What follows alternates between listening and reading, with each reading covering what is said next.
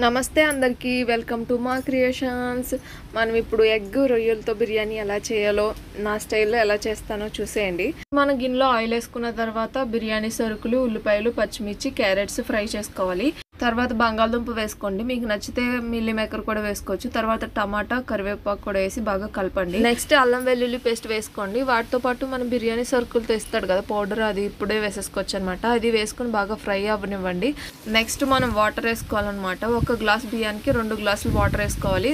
నా వాటర్లో సాల్ట్ వేసుకోండి సరిపడినంత. అవి బాగా మరుగుతుండగా మనం బియ్యం వేసుకోవాలన్నమాట.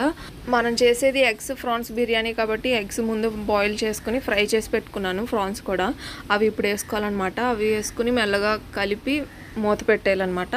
మూత పెట్టి అసలు తీయకూడదు. బాగా ఉడికిన తర్వాత కొద్దిగా వాటర్ ఉందనిపించుకుని నెయ్యి కూడా వేసుకోవచ్చు అనమాట. ఇప్పుడు మొత్తం ఉడికిపోయింది. తర్వాత మనం పుదీనా, కొత్తిమీర కూడా వేసుకుని మెల్లగా మూత పెట్టేసి స్లిమ్లో పెట్టి ఉడికించండి. తర్వాత మన ఎమ్మీ బిర్యానీ రెడీ అనమాట.